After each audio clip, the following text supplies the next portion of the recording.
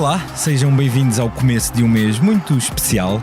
Hoje, 14 de junho, começa o Euro 2024 e arranca a cobertura que aqui faremos do torneio. Diariamente estaremos no Princípio Era a Bola a analisar, debater e a acompanhar tudo o que formos vendo na Alemanha. Preparem-se para sermos a vossa companhia até à final de Berlim, dia 14 de julho. Em terras germânicas teremos a Lídia Peralta Gomes, nossa enviada especial à competição, e não percam também os nossos textos, reportagens e entrevistas em tribuna.expresso.pt. Eu sou o Pedro Barato e para lançar a 17ª edição do Europeu tenho comigo a mais especial dupla de convocados, Rui Malheiro. Olá, Rui. Viva Pedro, viva Tomás e cumprimentos a todos. E um beijinho especial à Lídia, que está no terreno. E Tomás da Cunha. Olá, Tomás. Olá, Pedro, Rui, e um abraço a todos. Subscrever o Expresso é ter acesso à melhor informação, a uma vasta oferta de conteúdos exclusivos e à opinião de referência. Subscrever o Expresso é tornar-se membro do nosso clube, poder ser voz ativa de uma comunidade informada e beneficiar de vantagens exclusivas. Subscreva o Expresso em expresso.pt/digital. Expresso. Liberdade para pensar. O Europeu começa no dia em que estamos a gravar, sexta-feira, às 8 da noite, em Munique, com o Alemanha-Escócia. Já falaremos um pouco sobre esse duelo inaugural, mas antes vamos olhar à seleção nacional. A equipa de Roberto Martínez estrear-se-á terça-feira, dia 18, às 20, contra a Chequia, num grupo F em que também há a Turquia e a Geórgia. Tomás, teremos tempo para lançar mais concretamente essa primeira partida de Portugal contra a Chequia. Portanto, peço antes um olhar mais geral a todo o torneio da equipa portuguesa. Depois daquela qualificação perfeita, 10 vitórias em 10 jogos e desamigáveis, com altos e baixos, sendo os baixos, obviamente, as derrotas na Eslovénia contra a Croácia. O que é que podemos esperar desta seleção? E já agora, deixa-me remeter os nossos ouvintes para o texto que faz a manchete da revista do Expresso desta edição, que já podem encontrar nas bancas, em que o Tomás faz um pouco um resumo do que vai na cabeça do catalão que dirige a seleção nacional. Ali podem encontrar até com maior profundidade o que espero e o que vejo que possa fazer Portugal, mas parece-me que a ideia-chave é esta. Portugal tem potencial de vencedor, mas não temos a certeza que possa ser um vencedor. Com isto quero dizer que, de facto, há um leque de opções muito alargado, e até podemos ver diversas alterações importantes, e com alterações importantes digo, por exemplo, que um jogador-chave à partida para o Europeu possa, por exemplo, dar lugar a um da nova geração, um João Neves, um Francisco Conceição. Enfim, há aqui, mais uma vez, muitos nomes que têm capacidade para ganhar espaço num torneio curto, e é importante marcar esta diferença. Há jogadores que chegam melhor, outros que se calhar não chegam aparentemente tão bem, mas dão um salto ao meio da competição por uma ou por outra razão. Há lesões, castigos que podem dar oportunidade a certos jogadores, portanto, o momento é essencial neste tipo de competições. E juntando esta qualidade individual e, sobretudo, além da qualidade, a profundidade de plantel e aquilo que Roberto Martínez pode fazer com os jogadores à disposição, há uma construção coletiva que Portugal não levava para as outras competições que disputou com Fernando Santos. Fernando Santos muitas vezes levou um rascunho, ou no jogo antes da competição ou na fase de grupos. Em 2016 isso foi evidente. Exatamente. A fórmula final praticamente nunca tinha sido utilizada. E no Mundial do Qatar também. E até para melhor. Atenção, a mudança foi para melhor no Mundial do Qatar, mas não deixa de ser uma mudança muito brusca a meio da competição. E não creio que Roberto Martínez vá fazer essa mudança brusca. Aquilo que vai acontecer é uma equipa portuguesa a tentar ganhar conforto dentro da flexibilidade tática que apregoa Roberto Martínez, com uma adaptação de perfis também muito vincada. Se calhar se jogar um lateral joga outro extremo, se calhar se jogar este médio joga aquele médio, e aí vamos ver que tipo de leitura tem o treinador e se realmente as peças importantes do jogo português conseguem mostrar-se, porque é muito complicado ganhar um europeu ou um mundial apenas com um jogo coletivo, sem uma figura que sobressai, ou duas, ou três, ou quatro, mas se não houver jogadores que sejam capazes de agarrar a equipa, de levar em certos momentos o jogo para outro patamar, é muito complicado levar a melhor neste tipo de torneios. Rui, o Tomás aponta aqui um pouco para essa flexibilidade e mudanças que poderemos ver. Imaginas uma fase de grupos em que Roberto Martínez, se as coisas forem correndo bem, e tendo em conta a diferença de nível de Portugal para as restantes 3 equipas, é possível que assim seja, em que Roberto Martínez vá fazendo um pouco uma gestão da equipa, dividindo minutos e testando em competição algumas variáveis, mas uma fase de grupos em que o selecionador vá, digamos, gerindo o que vai para aí, mudando até bastante a equipa de jogo para jogo? Excelente questão, Pedro. Antes de tudo, deixa-me só dar os meus parabéns ao Tomás, porque faz um texto absolutamente espetacular no Expresso de hoje. Recomendo vivamente que comprem o jornal, e eu sou totalmente insuspeito porque sou da concorrência, a esse nível apenas. E também dar-vos os parabéns, Tribuna Expresso, pelos textos que o Blessing tem publicado, vocês têm publicado do Blessing, sobre a análise aos 6 grupos da fase de qualificação. São verdadeiramente enciclopédicos e que, infelizmente, nos jornais em papel são absolutamente impossíveis de publicar, mas felizmente temos a Tribuna Expresso que nos oferece esses textos, e são textos muito bem escritos, para além de muito bem escritos, são extremamente bem fundamentados. É uma análise perfeita, e eu creio que o Tomás concordará comigo, às 24 seleções que estarão em competição.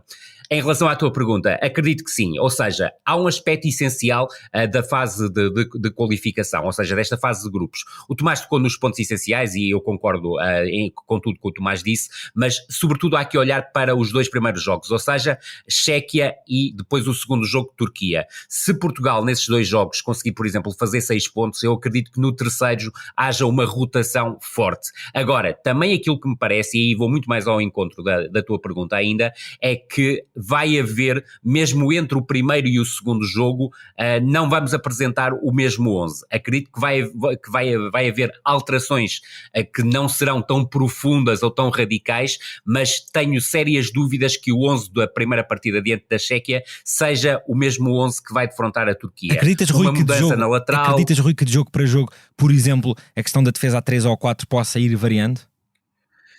Acredito que sim, mas eu estou mais convencido, e até vos posso contar isto porque me surpreendeu um bocado, mas já as conferências de Roberto Martínez, ao contrário da flexibilidade tática que ele prometeu e cumpriu, as conferências de imprensa do Roberto Martínez são sempre muito dúbias e, sobretudo, são extremamente elogiosas face a tudo que é questionado. Mas houve um aspecto que eu achei extremamente curioso na conferência de imprensa após este último jogo diante da Irlanda, em que lhe disseram porque é que tinha optado por jogar com 3 defesas centrais. E ele diz que foi pela equipa adversária jogar com 3 avançados. Ou seja, partindo pela mesma lógica, e eu até acho que a Irlanda não estava a jogar com 3 avançados, estava a jogar com um avançado de referência e com 2 alas que depois procuravam, 2 alas extremos que em momento ofensivo seria assim se a Irlanda pressionasse, que não foi propriamente o caso. Não é? Exatamente, o que não é o caso. Reparem, se calhar fazia mais sentido ter feito isso diante da Croácia, porque a Croácia jogava com um avançado de referência e 2 alas que também saíam e que procurou em várias situações pressionar bem mais alto. Por essa lógica, a Chequia, acredito eu, vai jogar com 3 centrais e não temos a certeza se Portugal irá jogar com 3 centrais. Certíssimo. Da minha perspectiva, eu creio que nos 3 jogos da fase de grupos há uma forte probabilidade de Portugal partir da sua estrutura em 4-3-3, ou seja, a que mais utilizou a partir de metade da qualificação até ao jogo diante da Irlanda, com o tal desdobramento depois ofensivo em 3-2-5, que é igual, joguemos nós com 3 defesas centrais ou com uma linha defensiva de 4. Eu creio que também, e mais do que criar interrogações a este jogo da Irlanda, eu creio que também foi uma forma do Roberto Martínez criar dúvidas, quer no selecionador da Chequia, do Ivan Hacek, que teria a certeza absoluta que Portugal iria jogar a partir de um 4-3-3, e agora está na dúvida se Portugal vai jogar no 4-3-3 ou se vai jogar em 3-4-3. E creio que esse ponto também é essencial na abordagem que Roberto Martínez teve a este jogo diante da Irlanda, que também, do meu ponto de vista, serviu para ele retirar algumas dúvidas, que do meu ponto de vista também não foi mais do que retirar dúvidas, acabou por lhe dar mais dúvidas ainda que ele novamente na conferência de imprensa tivesse dito que não ficou com dúvida nenhuma e queria era experimentar esta estrutura. Desse ponto de vista concordo a 50%. Em relação depois à fase a eliminar, tenho mais a sensação, até porque vai haver seleções que vão pressionar mais alto a seleção portuguesa, e na primeira fase a exceção poderá ser a Turquia. Portugal vai utilizar mais vezes o 3-4-3 e que tem depois o tal desdobramento ofensivo em 3-2-5, igual ao desdobramento ofensivo em 4-3-3, só que defende, e pode defender até de mais do que uma forma, mas pode defender em 5-2-3, 5-4-1, 5-3-2, mas agora, Rui, que foi testado. Há um trunfo que não foi propriamente muito usado, que é a questão João Palhinha. Portugal pode perfeitamente, mesmo jogando no 4-3-3 de base, transformar a equipa de outra forma, com Palhinha mais esperto ou até, no limite, encaixado entre centrais, mas em certos momentos. Certo. É a questão, Tomás, a questão de encaixar, eu concordo inteiramente a questão contigo. de fazer recuar mais. Palhinha, e que até noutras fases da carreira dele se colocou, é perder um pouco aquela a abrangência espacial que Palhinha tem. Percebo isso, mas a Chequia, por exemplo, que é o primeiro adversário, dificilmente vai ter um jogo muito elaborado de forma curta, vai procurar um jogo um pouco mais direto. E aí, se calhar, compensaria ter Palhinha mais no apoio aos centrais do que lançado numa pressão alta. Até a nível de jogo aéreo, até por aí será difícil imaginar abdicar de um João Palhinha, Exatamente. tendo em conta as carências que nesse sentido haverá no resto da seleção. Parece-me que em muitos casos Roberto Martínez tem a escolha feita, noutros casos vai ter de escolher, isto é, e pondo um exemplo concreto, Pep, se só puder fazer um jogo entre Chequia e Turquia, parece-me que Roberto Martínez quereria que fosse com a Turquia e não com a Chequia. Certíssimo. E a mesma coisa, por exemplo, João Neves e Vitinha.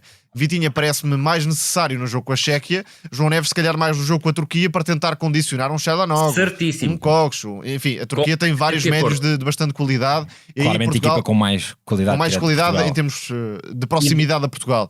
Por isso... E daí aquele salto, mesmo podendo manter a estrutura, de mudar alguns jogadores consoante o adversário. Exatamente, e por isso não me parece justo e até lógico, olhando àquilo que pensa Roberto Martínez, apontar Portugal tem este 11, não, Portugal tem vários 11, consoante o tipo de adversário, o momento da competição, e parece-me que é isso que vamos ver. Tomás, saindo um pouco de Portugal e olhando aos restantes candidatos, quais é que são os maiores favoritos e porquê é que me vais dizer França e Inglaterra? Vou dizer França e Inglaterra por duas razões essenciais. A França e a Inglaterra têm andado sempre, invariavelmente, nas fases adiantadas das competições.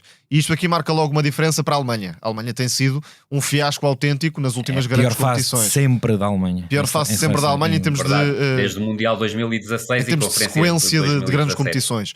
A França, desde o Mundial, desde o Europeu, aliás, que perde com Portugal, tem andado sempre, ou como campeão, ou como finalista, ou como semifinalista. A exceção é a debacle do último Europeu naquele jogo contra a Suíça, que inexplicavelmente foi perdido. E mesmo perdido. assim nos penaltis. Sim. Lá está. É um jogo que até poderia ter caído para a França, mas é realmente a exceção num período largo de 8 anos, portanto não deixa de ser um percurso muito significativo. Depois, sobre a França, além de ter uma riqueza em todos os setores, principalmente no defensivo, parece-me que a França, se olharmos para o setor defensivo, é de longe a melhor seleção.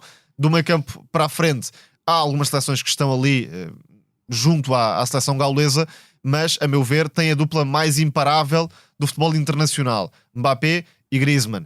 Se estes dois estiverem bem, certíssimo, a França dificilmente não vai marcar muitos golos, não vai ter uma variedade ofensiva que outras seleções não conseguirão ter. E depois, chegada às meias finais, é a questão de um pé de Dibu Martínez aparecer ou não, não é? A França, lá está, nesse torneio também poderia perfeitamente ter saído como campeã, apesar de estar a levar um banho de bola autenticamente, sobretudo na primeira parte. Sobre a Inglaterra, apesar de tudo, e considerando também uma das favoritas, coloco um ponto de dúvida maior. Isto porque Southgate, que não é de todo um gênio tático, tem aqui tanta matéria-prima que surge o outro lado da moeda, que é a dificuldade de compatibilizar tantos perfis diferentes, tantos jogadores que, à partida, e noutras seleções, seriam titulares de caras. Por isso, não sabemos se Alexander-Arnold vai jogar no meio-campo para ficar, se não vai ser necessário ter, por exemplo, um jogador como Conor Gallagher ou um Adam Wharton, que é um grande talento do futebol inglês, para de certa forma harmonizar a equipa. Isto obrigaria a tirar um craque ou 2 craques. Depois há uma questão no ataque que também é muito sensível, que é o facto de Bukayo Saka, Cole Palmer, Phil Foden, todos preferem jogar na meia-direita ou da direita para dentro. Portanto, das duas uma, podemos ter Foden no 11 com Saka, só que Foden se calhar vai para o lado contrário e aí já não é tão forte. Portanto, da esquerda. Por vezes é preciso valorizar e preservar a harmonia e não juntar todos os jogadores que teoricamente seriam titulares. E eu não tenho a certeza que Southgate seja capaz de criar essa lógica coletiva com os jogadores que a Inglaterra tem à disposição. E ainda falta Bellingham, que é um nome que não sabemos muito bem aquilo que podemos esperar, porque fez uma primeira metade de época sensacional e uma segunda metade de época de apagão geral, até porque deixou de marcar aqueles golos em catadupa que marcava no Real Madrid. Só uma nota antes de passar para o Rui. Maguire, que é muito desvalorizado no futebol internacional, fez grandes torneios de seleções nos últimos anos e explicou muito do que foi a Inglaterra em termos de competitividade.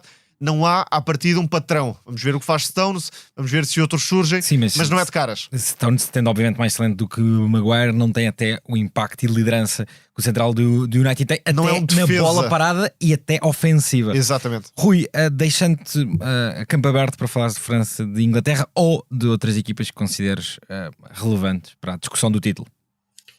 Claro que sim. Eu considero, obviamente, a França a principal candidata ao título e concordo exatamente com o Tomás. Creio que Inglaterra e Portugal surgem numa segunda linha. Eu coloco mesmo a França numa primeira linha. Creio que há um aspecto essencial que o Tomás tocou. O Mbappé e o Griezmann, num dia assim, são capazes de fazer a diferença e virar um jogo do avesso. Junto ao Dembélé, eu creio que o Dembélé chega em ponto de repousado a este campeonato da Europa e pode ser o terceiro jogador a marcar diferenças. Depois, há questões que me parecem importantes salientar. Não há Tchouaméni, eu creio que o meio-campo pede Camavinga e diria, apesar de não parecer que vai acontecer, que é a dupla melhor para o meio-campo da França, e admito que o Kanté até venha a ser titular, mas eu creio que a dupla melhor para o meio-campo da França, e vocês já estão a adivinhar qual é Zaïre Emery com Camavinga. E aí eu creio que a França se tornaria, então, do meio-campo para a frente e também na questão da reação à perda, sobretudo por causa dos dois médios, tremendamente forte. Mas apesar de tudo, Rui, não sei se concordas, o Tchouaméni tem um fator que o diferencia, que é a qualidade posicional. A maior parte dos médios franceses são jogadores de pressão que abrem muitos espaços. E eu não, certíssimo. Vocês provavelmente concordarão comigo. Mesmo na final da Liga dos Campeões, Camavinga notou-se muita falta, especialmente incómodo. É um nessa jogador, comparação entre é um jogador mais Tchouaméni. rebelde em termos de ocupação de espaços, sai mais na pressão, sem dúvida nenhuma. Tem E mais próprio Zaïre Emery também.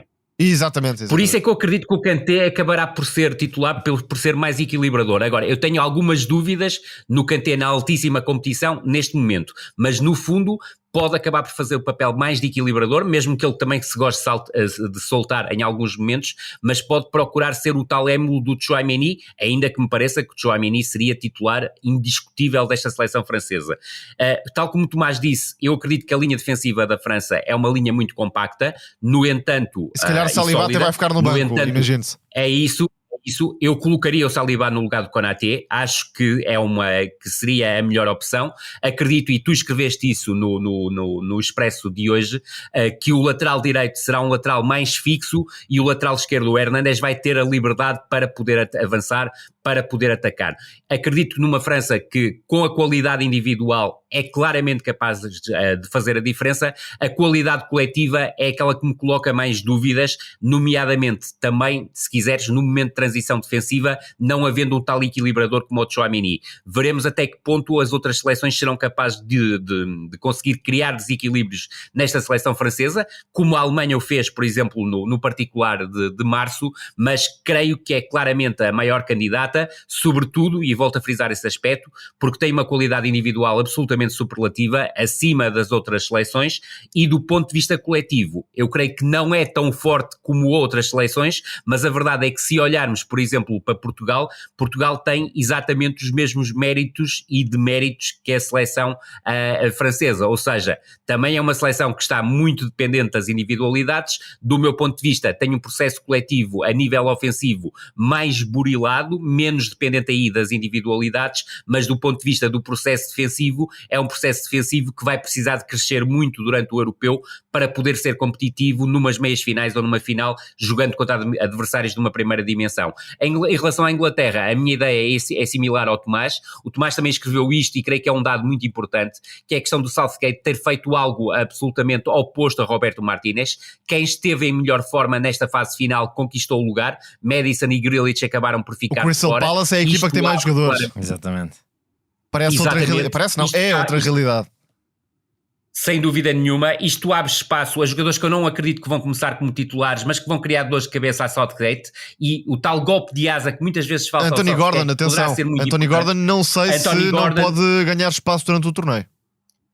E sobretudo porque falavas de um jogador que pode partir da esquerda para o meio, e eu creio que se calhar ele é o jogador que tem mais condições para está o fazer. Mais à vontade. Não sei se concordas comigo. Sem dúvida, está mais à vontade. Exatamente, sim. Pelo menos é o que está mais confortável. Provavelmente o que condicionará a Southgate será a pressão para colocar todos os craques ao mesmo tempo. Mas repara que deixou de fora, e aí alinhando com o que disse o Rui, Rashford, Maddison, Grealish, que são jogadores que facilmente estariam nesta convocatória. Sim. Mesmo sem jogar muito durante a temporada, com outro selecionador. Nesse sentido foi bastante implacável, corajoso. Digamos assim, e corajoso mesmo. Uma figura como o Jordan Henderson, que obviamente vem de um ano muito, muito complicado, mas que tem bastante peso. Calvin Phillips também era um habitué e deixou de ser, por razões óbvias. Sim. Mas outras seleções sem dúvida agarrariam estes jogadores. Particularmente numa convocatória a 26. Exatamente.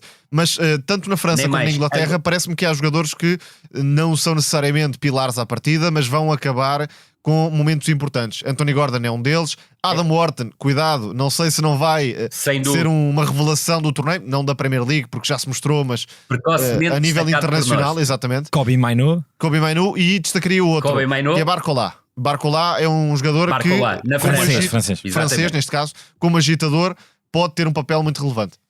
Em 30 segundos para cada um, se for possível, ou 1 minuto, em relação a possíveis surpresas, que é sempre um capítulo que gera muita curiosidade às pessoas. Vocês sabem que eu tenho alguma expectativa com a Hungria, que não perde um jogo oficial há quase 2 anos e recentemente derrotou a Inglaterra e a Alemanha.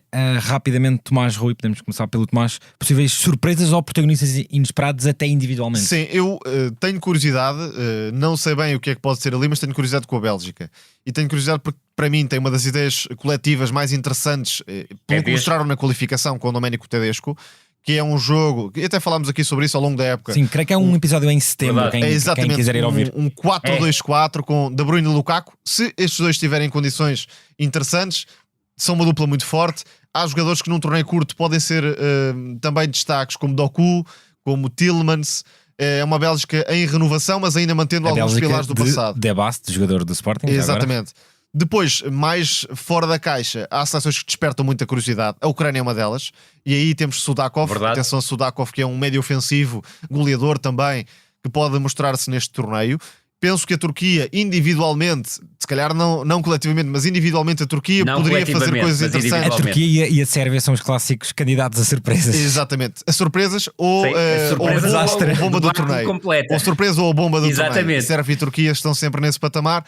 Depois há equipas que têm também uma ideia coletiva, mas faltam por vezes perfis diferentes que cortem um pouco esse registro. Estou a pensar na Áustria. A própria Hungria. A própria Hungria, tendo um grupo não muito fácil, tanto pode surpreender como pode cair logo para a Suíça, por exemplo. Verdade. Mas de facto a Ucrânia... Aliás, é praticamente uma final de sábado já. Exatamente. E há outras seleções que também têm qualidade coletiva, mas dificilmente vão fazer algo. Por exemplo, uma Albânia.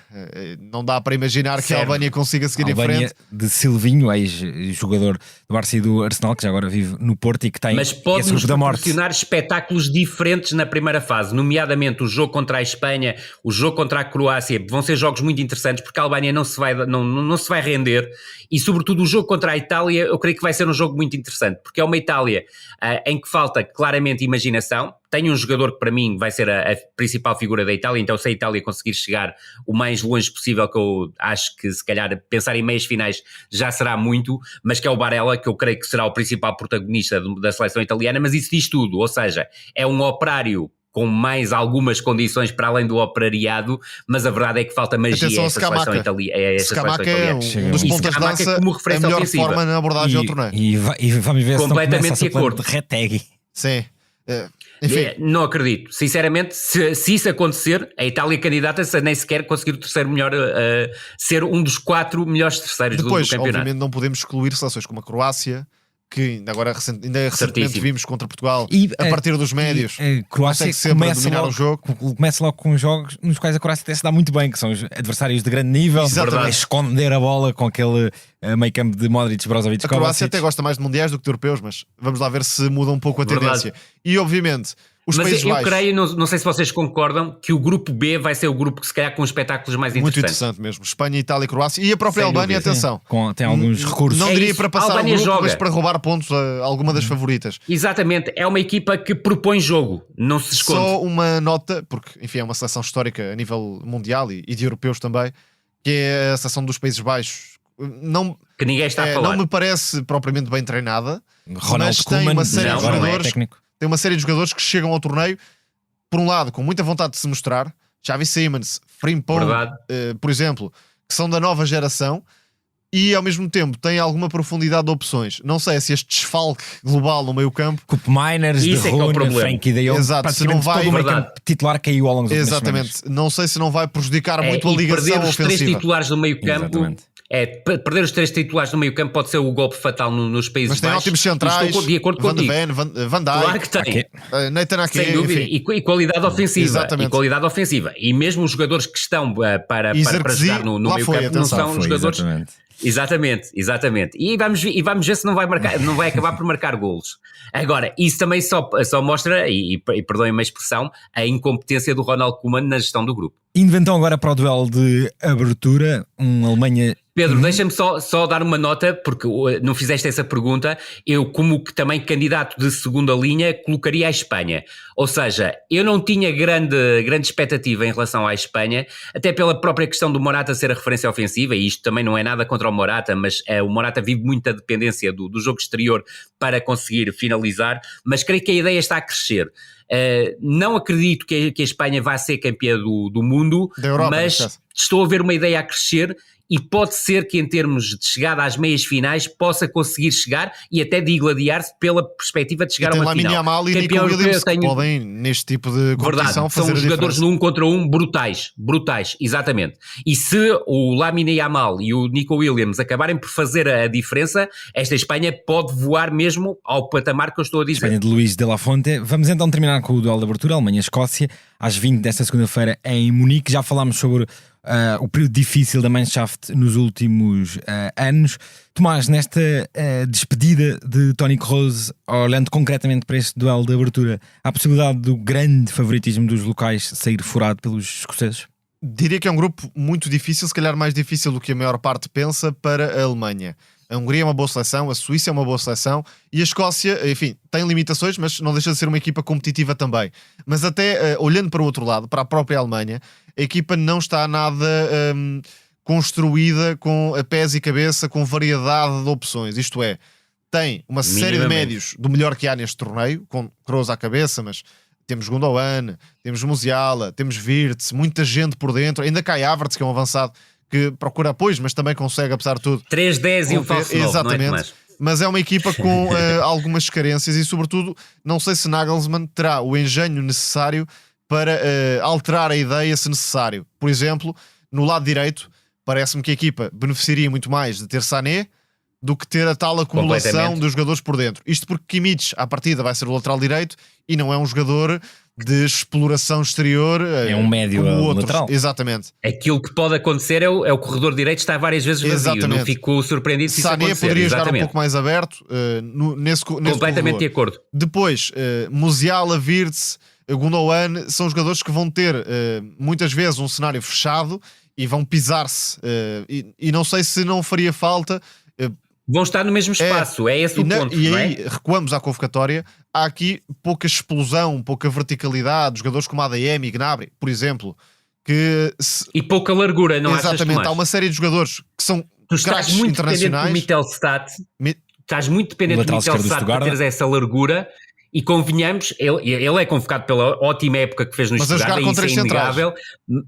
Exatamente, e esse é o ponto, ele não vai jogar contra as defesas centrais. E eu creio que o momento de transição defensiva da seleção alemã, principalmente no espaço dos laterais, pode ser muito bem explorado por uma seleção até com o perfil da Escócia, que é uma seleção que sobrecarrega o corredor esquerdo. Rui, apontas bem aí, o que é que essa Escócia de John McGinn, Robertson e Scott McTominay pode fazer?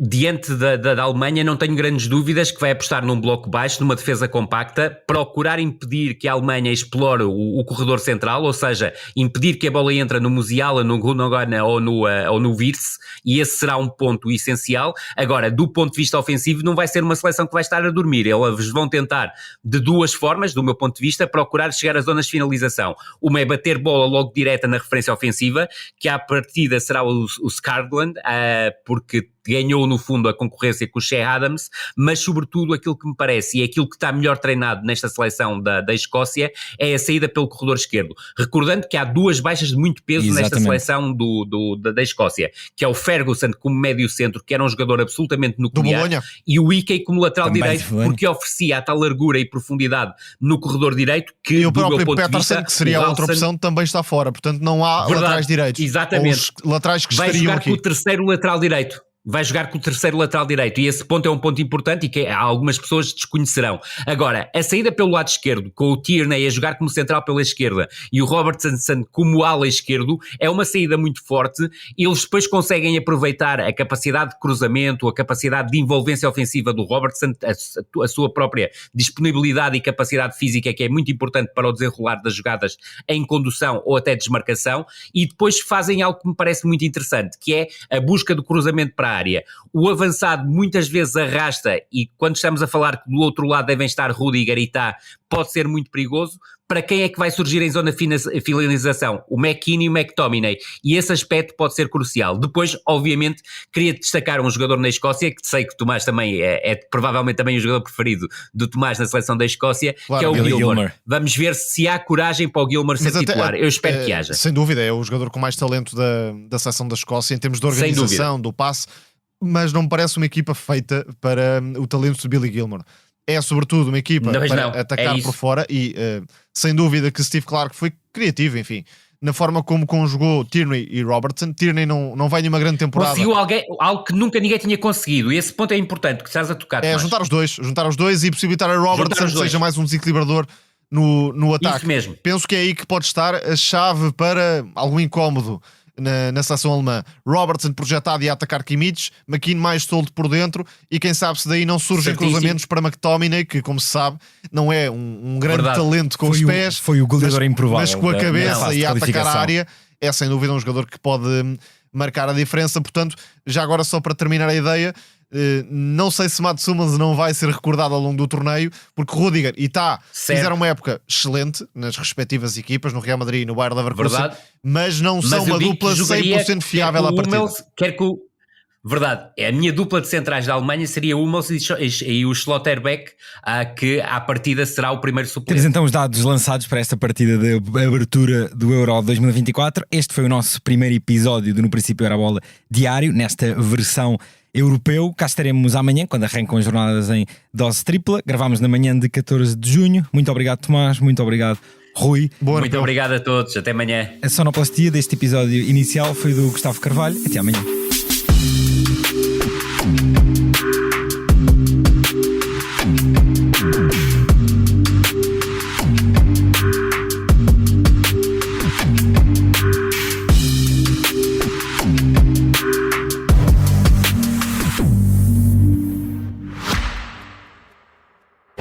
Subscrever o Expresso é ter acesso à melhor informação, a uma vasta oferta de conteúdos exclusivos e à opinião de referência. Subscrever o Expresso é tornar-se membro do nosso clube, poder ser voz ativa de uma comunidade informada e beneficiar de vantagens exclusivas. Subscreva o Expresso em expresso.pt/digital. Expresso. Liberdade para pensar.